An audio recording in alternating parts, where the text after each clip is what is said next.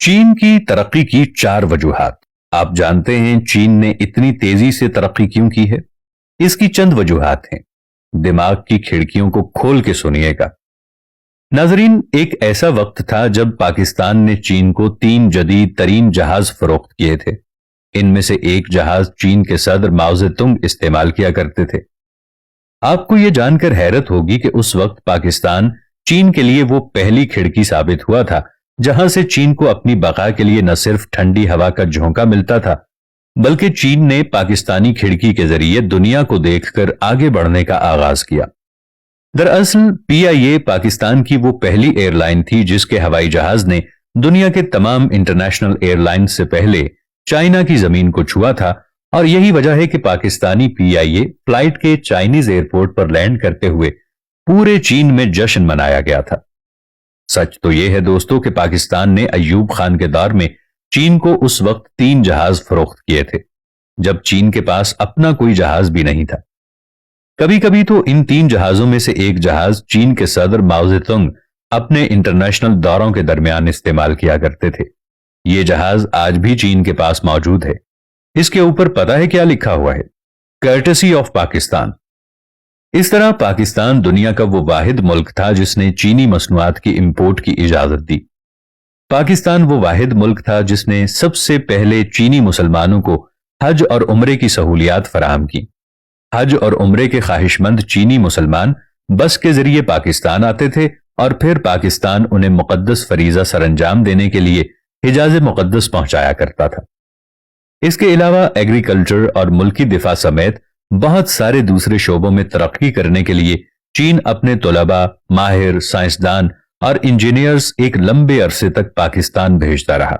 یہی وجہ ہے کہ پاکستان کا ویزا چین کے لوگوں کے لیے سب سے بڑی خواہش ہوا کرتا تھا۔ مگر آج جب چین قرض کے چکر میں پاکستان میں چند ارب ڈالر کی سرمایہ کاری کرتا ہے، انویسٹمنٹ کرتا ہے، تو ہمارے موجودہ حکمران اسے بہت بڑا کارنامہ قرار دیتے ہیں۔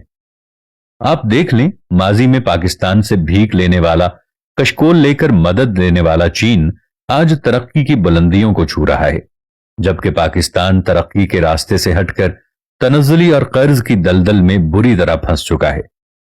چین نے دنیا کے ہر کونے میں میڈ ان چائنا پروڈکٹس کی ایکسپورٹ کر کے نہ صرف اپنے ملک کے لوگوں کو روزگار، تعلیم اور صحت کے ساتھ ساتھ شاندار زندگی فراہم کی ہے، بلکہ چین آج دنیا کی 8 ارب آبادی کو کنٹرول کرنے والا نئی سپر پاور بن چکا ہے۔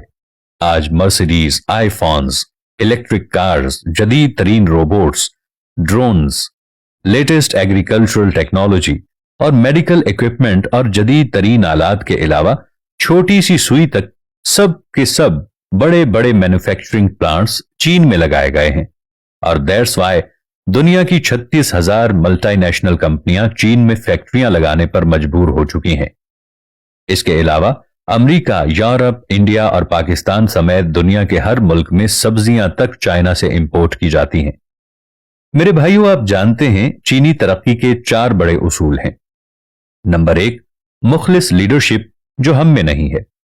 نمبر 2، ہر حال میں انتھک محنت، اور ہم کامچور لوگ ہیں۔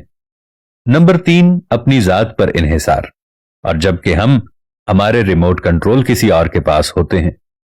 نمبر 4، خودداری، اب تو ہم میں خودداری نام کی رہ گئی ہے۔ کوئی کہے گا تو ہم جواب دیں گے، چینی حکمران کبھی بھی ہمارے حکمرانوں اور سیاستدانوں کی طرح دوسرے ملکوں اور قوموں کے سامنے کشکول لے کر نہیں گئے۔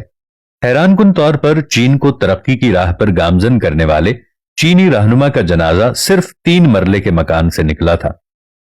دوستو، یہ انتہائی مشکل حالات میں بھی کبھی دنیا کے کسی ملک میں قرض مانگنے کے لیے نہیں گئے، کیونکہ یہ خود بھی انہی 4 اصولوں پر عمل کرتے۔ چینی حکمرانوں اور عوام کی طاقت بننے والی یہ 4 خوبیاں معذرت کے ساتھ ہماری 4 بڑی کمزوریاں ہیں۔ یوں ہم دوسروں کے وسائل پر نظر جمائے بیٹھے ہیں، جبکہ ہمارے سیاستدان اپنے ملک سے زیادہ دوسرے ممالک سے وفاداری نبھاتے ہیں، کیونکہ ان کی جڑیں دوسرے ممالک سے جڑتی ہیں۔ لیکن اس کے باوجود ہماری بے حسی اتنی ہے کہ ہم دنیا میں سب سے زیادہ چھٹیاں کرنے والی قوم ہیں، جو اس بات کا واضح ثبوت ہے کہ ہم سب کے سب نکمے اور ہڈ حرام اور کامچور بنتے جا رہے ہیں۔ لیکن آج اگر ہم تہیہ کر لیں کہ ہمیں ترقی کرنی ہے तो हमें चीन के इन 4 उसूलों को जरूर अपनाना होगा।